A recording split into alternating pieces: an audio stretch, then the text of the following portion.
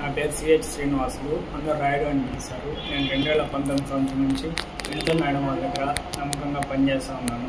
అయితే గత 1.5 సంవత్సరం నుంచి నేను రోజు ఇంటికి వెళ్ళేటప్పుడు తాగుతా అంతా చేస్తూ ఉన్నాను. ఇవి నేను హేమంత్ అనే అతనికి చెప్తా ఉన్నాను, ఇంటికి వెళ్ళినప్పుడు తాగుతా ఉన్నాను అని చెప్పేసి. అయిపోయిన తర్వాత నవంబర్ నెలలో టీడీపీ జనసేన సమన్వయ మీటింగ్ జరిగింది. సమన్వయ మీటింగ్ జరిగినప్పుడు టీడీపీ పార్టీ ఆఫీస్కి వెళ్ళాను. పార్టీ ఆఫీస్కి వెళ్ళిన తర్వాత జనసేన పార్టీలో ఉండే పేట చంద్ర అనే అతను, ఎమ్మెల్యే సుధీర్ రెడ్డి మనిషి సుజిత్ ఇద్దరు మాట్లాడుకుంటా ఉంటే నేను వాళ్ళ దగ్గరికి వెళ్ళాను. వాళ్ళ దగ్గరికి వెళ్ళినప్పుడు చంద్ర వచ్చేసి సుజిత్కి నన్ను పరిచయం చేశాడు.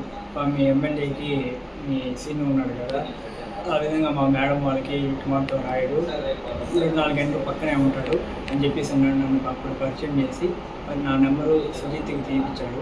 సుజిత్కి తీపించిన తర్వాత దానికి పక్క రోజు నేను రేణుగుంట నుంచి కళాశాలకు వెళ్తా ఉంటే ఆయన బస్టాండ్ దగ్గర చంద్ర బస్టాండ్ దగ్గర ఉన్నాడు. బస్టాండ్ దగ్గర ఉంటే మనతో ఇంటి వరకు వదులుతాను అని నేను చెప్పాను. చెప్తే సరే వదులుతాను రాయుడు, వదాంరా, నాకు హేమంత్ చెప్పాడు నువ్వు తాగుతామని చెప్పేసి. మేడం వాళ్ళు కూడా లేరు కదా, తాగుదామనేసి నన్ను కాళాశ్రీ ఎస్ఎస్ కళ్యాణ మండపం హైవేలో కాళాశ్రీ ఎస్ఎస్ కళ్యాణ మండపం దగ్గరికి తీసుకుని వెళ్ళి మందు తాగిపించాడు. మందు తాగిపించి తాగుతూ ఉంటే సుజిత్ ఏమన్నా ఫోన్ చేశాడా అని అడిగాడు. లేదు నాకేం చేయలేదనా అని చెప్పాను. చెప్తానే నాకు జీతం ఎంత ఇస్తారు అవంతా అడిగాడు. నేను 8,000 ఇస్తారు నా అవంతా చెప్పాను. చెప్పిన తర్వాత సుజిత్ ఫోన్ చేస్తాడు. ఫోన్ చేసి మన మేడం వాళ్ళ గురించి విషయాలు అడుగుతాడు. అని చెప్పు, నేను డబ్బులు తీసాను వాడి కాడ అని చెప్పాడు. విషయాలు మనకి ఎందుకు చెప్పాలన్నా వాడికి సుజిత్కి అని చెప్తే, లేదు రాయుడు ఏం కాదు, వాడు మా పక్కన రోడే, నువ్వు చెప్తా ఉండి నేను నీకు డబ్బులు తీసాను అని చెప్పాడు. చెప్పిన తర్వాత మళ్ళీ పక్క రోజు నాకు సుజిత్ ఫోన్ చేశాడు. సుజిత్ ఫోన్ చేసి చంద్ర ఏమన్నా చెప్పాడా అని అడిగాడు. మాతో ఫోన్ చేస్తారు, మా మేడం వాళ్ళ గురించి అడుగుతాడు, విషయాలు చెప్తా ఉండు, డబ్బులు ఇస్తాడు అని చెప్పాను. ఎంత డబ్బులు ఇస్తామని చెప్పినాడు అని అడిగాడు. లేదు నాకు ఎంత ఇస్తామనేసి ఏం చెప్పలేదు, విషయాలు ఫోన్ చేస్తాడు, విషయాలు అడుగుతాడు, అది మాత్రం చెప్పు అని చెప్పి నేను డబ్బులు తీసాను అని చెప్పాను. సరేలే నేను ఇస్తానులే అని చెప్పి దానికి మళ్ళీ 2 రోజుల తర్వాత నేను మేడం వాళ్ళ ఇంటి దగ్గర ఉంటే పేట చంద్ర అని అతను ఫోన్ చేసి ఎస్ఎస్ కళ్యాణ మండపం దగ్గర ఉన్నాం రాయుడు, 1 నిమిషం వస్తావా మాట్లాడాలా అని చెప్తే నేను బండి వేసుకొని ఎస్ఎస్ కళ్యాణ మండపం దగ్గరికి వెళ్ళాను. బండి అక్కడికి వెళ్తే అక్కడ ఆల్రెడీ సుజిత్ చంద్ర కూర్చొని మందు తాగుతూ ఉంటే నేను వెళ్తానే నాకు గ్లాస్లో పోసి తాగు రాయుడు అని చెప్పారు. లేదు నా మేడం వాళ్ళు ఇంటికాడ ఉన్నారన్నా, నేను తాగితే వాసన వస్తుంది తెలుసుకోవాలి చెప్తారన్నా, మళ్ళీ ఇద్దరేనా అని చెప్తే 1 గ్లాస్ తాగని చెప్పేసి 1 గ్లాస్ ఇచ్చారు.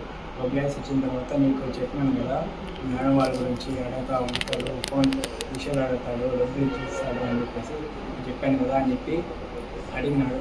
అవును నాకు చెప్పాను నేను చెప్పాను. చెప్పిన తర్వాత 30 లక్షలు ఇస్తాడంటే సుజిత్, విషయాలు చెప్తా ఉంది అని చెప్పాడు. 30 లక్షలు అంత డబ్బులు ఎందుకు అని, నీకు చెప్పావు కదా 8,000 జీతం అని చెప్పేసి, నేను అడిగిన బయట వెళ్ళి బాగా హ్యాపీగా ఉంటాడు అని చెప్పేసి అప్పుడే నాకు 2 లక్షలు తీసిచ్చాడు. చంద్ర అని అతను సుజిత్ దగ్గర 2 లక్షల డబ్బులు ఇచ్చాడు. ఆ 2 లక్షల డబ్బులు నేను తీసుకొని నేను ఇంకా డబ్బులకి గుర్తుపడి ఇంకా డబ్బుల కోసం డబ్బుపై ఆశ చేసి ఇంకా 2 లక్షలు ఇచ్చారంటే ఇంకా 30 లక్షలు కూడా ఇస్తారు అని చెప్పేసి ఆ డబ్బులు కూడా తీసుకుందామని చెప్పేసి నేను ఆ 2 లక్షల డబ్బులు తీసుకొని పార్టీ ఆఫీస్కి వెళ్ళిపోయి అక్కడ నా రూమ్లో నా ర్యాక్లో నేను దాచిపెట్టేసి మళ్ళీ ఇంటికి వెళ్ళినప్పుడు ఇంటికాడ పెట్టేసి ఖర్చు పెట్టేస్తూ ఉంటే అప్పుడు నాకు సుజిత్ ఫోన్ చేయడం స్టార్ట్ చేశాడు. ఫోన్ చేసి విషయాలు అడుగుతూ ఉన్నాడు, ఇక్కడ వెళ్తున్నారు ఏం చేస్తున్నారు అంతా అడుగుతూ ఉన్నాడు. నేను మొత్తం నేను చెప్తా ఉన్నాను. చెప్పేసి టికెట్ కోసం ఏమైనా ట్రై చేస్తున్నారా అవంతా అడిగాడు. అవును మనతో పార్టీ ఆఫీస్కి వెళ్తున్నారు, పార్టీ ఆఫీస్లో మాట్లాడుతున్నారు, నాదేళ్ళ మనం అక్కడ మాట్లాడుతున్నారు, అవి మొత్తం నేను చెప్పేసి ఇంకా ఎలక్షన్ అంతా అయిపోయింది. సుధీర్ రెడ్డికి టికెట్ వచ్చిన రోజు అన్న వచ్చేసి సుధీర్ రెడ్డిని మాతో సుధీర్ రెడ్డి వీడియో ఒకటి మాట్లాడి ఇప్పుడే కాదు ఇంకో వచ్చే 15 సంవత్సరాలు 20 సంవత్సరాలు మేమే ఇక్కడ ఉంటాము, మమ్మల్ని ఎవరు ఏం చేయలేరు అని చెప్పి వీడియో ఒకటి మాట్లాడుతూ ఉంటే దాన్ని అన్న వాళ్ళు చూసి సుధీర్ రెడ్డిని తిట్టారు. వీడియో ఇంకో 6 నెలల ముందు వచ్చేసి టికెట్ తెచ్చుకొని ఓవర్ యాక్షన్ అంటా ఉంటే నేను అప్పుడు వాడికి వాయిస్ మెసేజ్ వాట్సాప్లో రికార్డ్ చేసి వాడికి సుజిత్కి పెట్టాను. సుజిత్కి పెట్టిన తర్వాత చంద్ర వచ్చి నన్ను అడిగాడు, ఇంకా రికార్డ్ ఏదో పెట్టామంటున్నాయి అనేసి. అవునా సుజిత్ అడిగాడు, దానివల్ల రికార్డ్ ఆన్ చేసి పెట్టినా అని చెప్పాను. చెప్పిన తర్వాత సరేలే అనేసి అయిపోయిన తర్వాత మళ్ళీ ప్రచారాలు జరిగేటప్పుడు రోజు ఫోన్ చేసి అడగతాను, ఏమేమి మాతో పాటు రావడం లేదు, ప్రచారాలు ఇవి మీరు సపరేట్గా ఎందుకు చేస్తున్నారు అంతా అడుగుతా ఉన్నారు. లేదు ఆయన సూర్యుడికి ఫోన్ చేయడం లేదు అనేసి, మేడం వాళ్ళు రావడం లేదు అనేసి నేను చెప్తా ఉన్నాను. 2 సార్లు పేట చిరంజీవి షాప్ ఎదురుగా బైక్ పార్కింగ్ దగ్గర కూడా నేను సుజిత్ చంద్ర ముగ్గురం కలిసి రెండు సార్లు అక్కడ మాట్లాడుకుంటా ఉన్నాము. ప్రచారాలకు రావడం లేదు ఏమి అని అడుగుతూ ఉంటే అవి మాట్లాడుతూ ఉంటే అవి మేము ముగ్గురం మాట్లాడుకునే విషయాలు కూడా పేట చిరంజీవి షాపు గురించి హేమంత్ రాము ఒకసారి తీశారు. మన హేమంత్ రాము మన తోట సురేష్ అనే కూడా ఒకసారి చూసి మమ్మల్ని అయితే ఏం అడగలేదు. వాళ్ళు ఉండేది నేను గమనించాను. మళ్ళీ ప్రచారాలు మళ్ళీ రావడం లేదు. మళ్ళీ ఎలక్షన్ అంతా అయిపోయిన తర్వాత నాకు మళ్ళీ డబ్బులు ఏమీ లేదు. నేను నా ఫోన్ పోయి కొంచెం ఇబ్బందిగా ఉండి నేను చంద్ర షాప్ దగ్గరికి వెళ్ళి అడిగాను, నా 30 లక్షలు ఇస్తామని చెప్పినారు అనేసి నేను విషయాలన్నీ చెప్పాను కదా. ఇప్పుడు నాకు కొంచెం ఇబ్బందిగా ఉన్నది, నాకు డబ్బులు అర్జెంటుగా కావాలా అని చెప్తే పక్కన సరే రాయుడు నేను సుజిత్తో మాట్లాడి చెప్తాను రేపు రా అని చెప్పాడు. సరే అనేసి నేను అప్పుడు ఇంటికి వెళ్ళిపోయేసి మళ్ళీ పక్క రోజు చంద్ర షాప్ దగ్గరికి వెళ్ళి ఏమన్నా మాట్లాడినావన్నా అంటే మనం మాట్లాడినాను పలా వేరే రమ్మన్నాడు అనేసి నన్ను బస్టాండ్ పక్కన గవర్నమెంట్ హాస్పిటల్ సందులో నుంచి అక్కడ గుంతల్లో ఎస్ఎస్ కళ్యాణ మండపం నుంచి ఎంజిఎం హాస్పిటల్ నుంచి రిలయన్స్ పెట్రోల్ బంక్ అట్లా శివనాథపాలెము అక్కడ డ్యామ్ దగ్గరికి తీసుకుని వెళ్ళాడు చంద్ర తీసుకుని వెళ్ళి అక్కడ ఆల్రెడీ సుజిత్ ఉన్నాడు బ్యాగ్ పెట్టుకుని ఉంటే ఏం బాగా మాతో డబ్బులు ఇస్తామని చెప్పినాడు కదా మా వాడికి ఈఎంఈపీ లోపల వాడు నాకు 20 లక్షలు ఇచ్చాడు. 20 లక్షలు ఇచ్చే లోపల నేను చంద్రాన్ని అడిగినాను, నువ్వు తీసాను 30 లక్షలు కదా మళ్ళీ ఏమన్నా 20 లక్షలు ఇచ్చారు అని చెప్తే లేదు దానికి ఆయన సుధీరెడ్డితో ఏదో మాట్లాడతాడంట, ఇంకో పని ఏదో చేయాలంట, ఆ పని చేసిన తర్వాత ఆయన వేసాడంట 30 లక్షలు అని చెప్పి ఇప్పుడు అలోపు 20 లక్షలు పెట్టుకోవాలని చెప్పేసి ఇమ్మని చెప్పాడు అని చెప్పి సుజిత్ చెప్పాడు.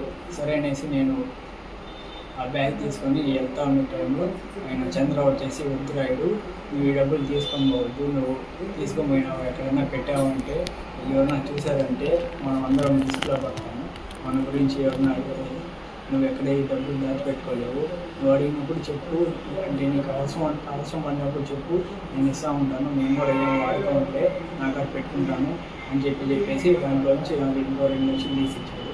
2 లక్షలు తీసిచ్చి నన్ను మళ్ళీ వెళ్ళిన రూట్లోనే వాళ్ళ షాప్ దగ్గర దింపేసి ఆయన షాప్లోకి వెళ్ళిపోయాడు. నేను ఆ 2 లక్షలు తీసుకొని ఇంకా నేను మా ఊరికి బయలుదేరి వెళ్ళిపోయేసి 2 రోజుల తర్వాత నేను కొత్త సిమ్ మార్చి వాళ్ళకి సుజిత్కి ఆ నెంబర్ తెలియకుండా ఉండేలోపు బీజేపీ విజయ్ అనే అతనితో పాటు ఒకసారి మా ఊరికి వచ్చాడు.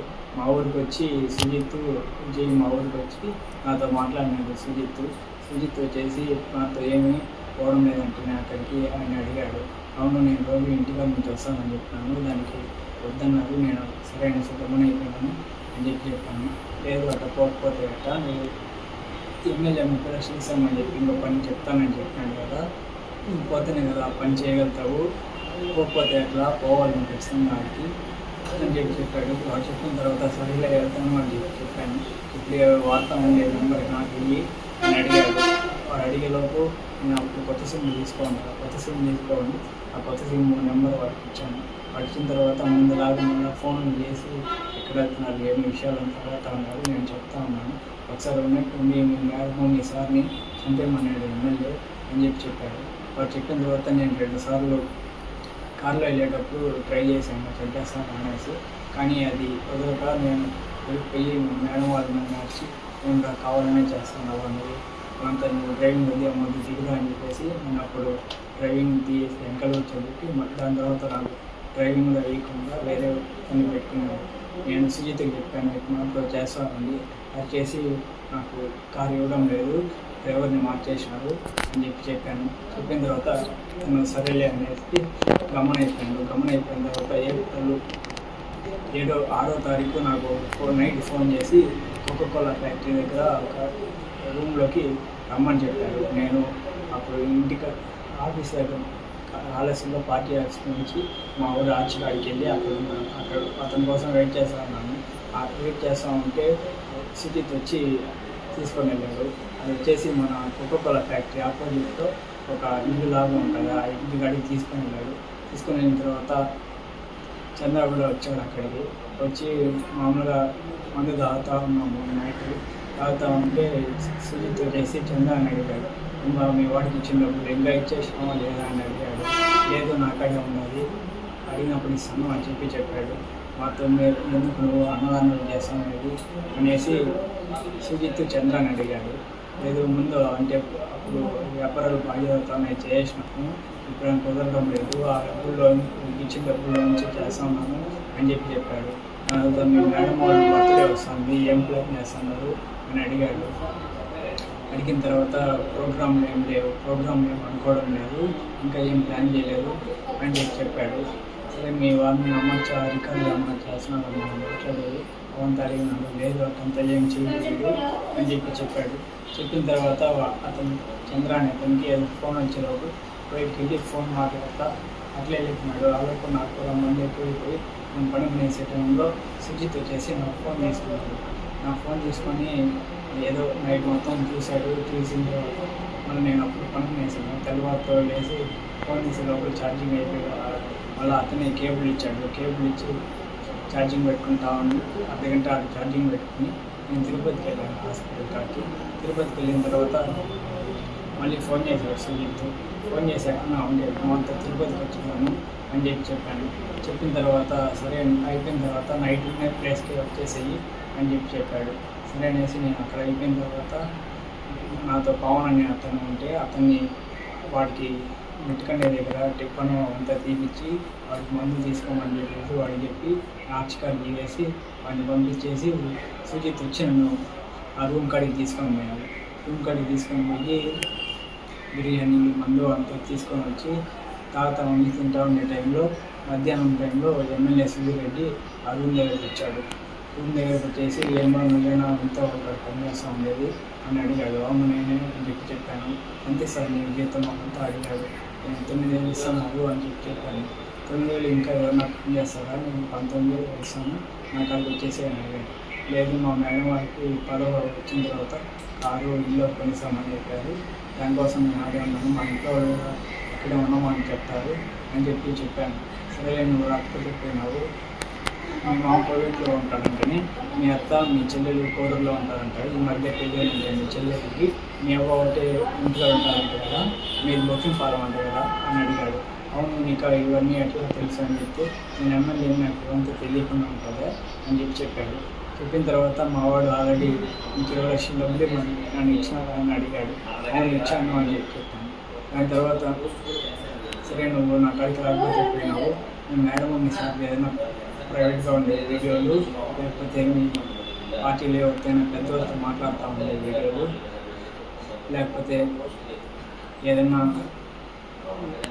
నన్ను తిడతా ఉండే వీడియోలు లేకపోతే మీ మేడం ఏదైనా వల్గర్గా ఉండే వీడియోలు నాకు ఇచ్చేసేయి, ఆల్రెడీ మా వాడు చెప్పినాడు కదా నీకు 30 లక్షలు డబ్బులు ఇస్తామని చెప్పేసి అని వాడు పక్కన డబ్బులు ఓపెన్ చేసి చూపించి ఈ మాత్రం అవి నాకు ఇచ్చేసినావు అంటే ఈ డబ్బులు నీకు ఇచ్చేస్తాను, నేను బయట పంపించేస్తాను, నీ పేరు ఏడా రాని వెంటనే వెళ్ళి హ్యాపీగా బతుకు అని చెప్పి డబ్బు లేకుండా తీసుకుని వెళ్ళిపోయాడు. తీసుకుని వెళ్ళిపోయిన తర్వాత అక్కడ కొంచెంసేపు ఉండి నేను తినేసి ఇంటికి వచ్చేసిన తర్వాత మళ్ళీ నాకు 14వ తేదీ సుజిత్ చంద్రాకి చెప్పినాను, మాతో ఎమ్మెల్యే ఇంటికి వెళ్ళేసి వచ్చాను అని చెప్తే మాతో ఏం చెప్పాడు అని అంతా అడిగాడు. అడిగితే నేను మాతో పోయినాను, వీడియోలు అడుగుతున్నారు, వీడియోలు మా వాళ్ళ యాడ్ అవుతుందా కాదులేనా అని చెప్తే లేదు నువ్వు తీయాలి రైడు, నాకు తీసి ఇచ్చే వీడియోలు. నేను నేను ఆల్రెడీ 20 లక్షలు ఇస్తానని చెప్తున్నారు, నేనే తీయించాను కదా. ఆ 30 లక్షలు కాకపోయి 30 లక్షలు కాకపోయి ఇంకో 30 లక్షలు వేసి 60 లక్షలు నేను తీస్తాను, నాది బాధ్యత, నేను నన్ను నమ్ము, మళ్ళీ వాళ్ళకి మనకి సంబంధం ఉండదు, పని అయిపోతుంది అని చెప్పేసి ఆ రోజు వెళ్ళిపోయాడు. ఆ రోజు నాకు కొట్టేసాయి అనే అతను కూడా 3 సార్లు ఫోన్ చేశాడు. 3 సార్లు ఫోన్ చేసే లోపల నేను ఫోన్ చూసలేదు, ఆటోమేటిక్గా రిప్లై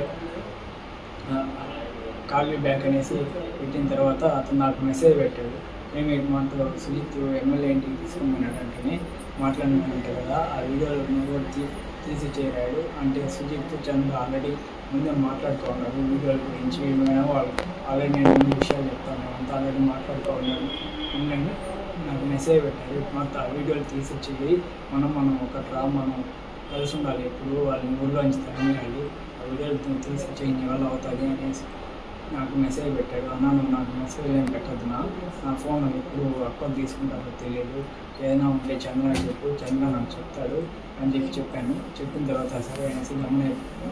దాని తర్వాత 23వ తారీఖు వరకు నేను అప్పటి వరకు నేను వీడియోలు ఏం తెలియదు.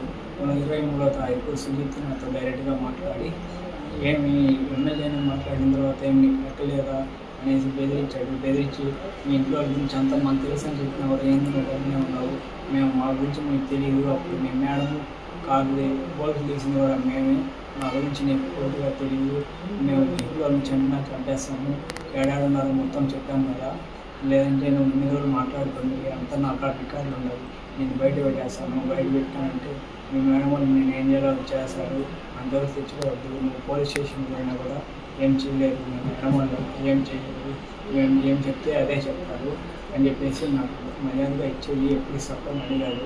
ఇప్పుడంతా బర్త్డే ఉండాలి 25వ తారీఖు, నాకు ఫుల్ పనులు ఉన్నాయి, అవ్వదు, మళ్ళీ ఇస్తాను 26వ తారీఖు అట్లా ఇస్తాను అని చెప్పాను. చెప్పిన తర్వాత 26వ తారీఖు ఇంట్లో ఎవరు లేదు, మేడం ఒకటి సోఫాలో కూర్చుంటే నేను కొన్ని కాలాలు కూర్చున్నట్టు కూర్చొని నా ఫోన్ బ్యాక్గ్రౌండ్ వీడియో రికార్డ్ అని అప్పుడు వీడియో ఆన్ చేసుకొని 20 నిమిషాల మధ్యలో వీడియో పెట్టే లోపల నా ఫోన్కి వాట్సాప్లో ఏదో మెసేజ్ వచ్చింది. మెసేజ్ వచ్చే లోపల అది సౌండ్ వచ్చి మేడం అక్క తీసుకొని చదివిస్తాను అని చెప్పి తర్వాత అనే టైంలో వీడియో చేసి ఫోన్లో డిలీట్ చేశాను. నాకు భయంగా చేసింది. నేను సుజిత్కి ఫోన్ చేశాను, అంత వీడియో తీసా ఉంది, నేను దొరుకుతున్నాను, ఏం చేయాలి ఇప్పుడు అని చెప్తే నువ్వేమని చెప్పావు అని అడిగాడు. నేనేం చెప్పలేదు, నేనేం మారలేదు, అయితే ఏం చెప్పలేదు, నాకు భయంగా ఉన్నది అని చెప్పాను.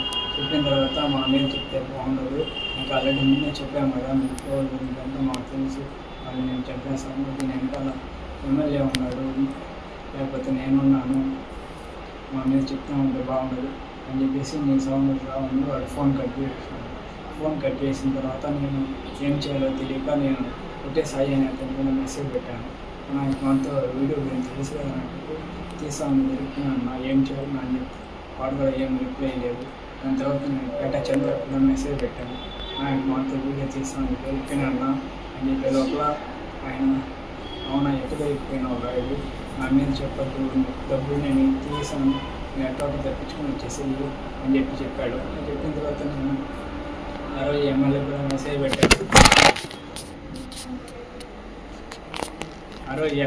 మెసేజ్ పెట్టాను. మాతో వీడియో తీస్తూ ఉండి దొరికిపోయినాను సార్ అని చెప్పే లోపల ఎమ్మెల్యే కూడా ఏం పట్టించుకోలేదు, ఏం రెస్పాండ్ అవ్వలేదు. ఇంకా నాకేం చేయాలో తెలియక 2 రోజులు ఆలోచించేసి నేను తెలియకుండా చేసాను అని చెప్దామనేది అది డబుల్ క్లిక్ అయితే ఆన్ అయిపోయింది అని చెప్పాను. దానికి లేదు, ఒప్పుకోలేదు అంటే మేడం వాళ్ళు నమ్మలేకుండా అంటే ఏం చేయాలో తెలియక నేనే తీసినాను అని చెప్పాను. లేదు నువ్వు ఇటంతా చేయవు, ఇన్ని రోజుల నుంచి మాకు అన్నావు కదా, నువ్వేందో మాకు తెలుసు, నువ్వు చేసినావు అంటే మేము నమ్మము అని చెప్పినాడు. ఇంక నేను ఏం చేయాలో తెలియక ఇక్కడ నుంచి అట్టైనా పారిపోయేసి వాడు చంద్ర కార్డు ఉండే డబ్బులు తీసుకుని ఇక్కడికైనా వెళ్ళిపోదాం అనేసి 4వ తారీఖు తెల్లవారితో వెళ్ళిపోదామని ట్రై చేశాను. కానీ ఇల్లు మొత్తం బీగాలు వేస్తున్నారు, బీగాలు లేకపోయే గమనైపోయినాను. ఆ రోజు మధ్యాహ్నం ఇంకా పైనుంచి దూకేద్దాం అనేసి నేనే మిద్దిపై నుంచి కింద దూకేసి వెళ్ళిపోదాం అనుకున్నాను. కానీ అప్పుడు ఖాళీ ఎగిరిపోయే లోపల ఇంకా ఏం చేయలేక గమనైపోయిన తర్వాత ఇంకా మళ్ళీ అడుగుతా ఉండేలోపు ఇంకెట్లయితే అట్లయితే చెప్పేద్దామా అని చెప్పేసి ఇంకా ఎమ్మెల్యే ఉన్నాడు, చంద్ర ఉన్నాడు, సుజిత్ అందరి మీద చెప్పేశాను.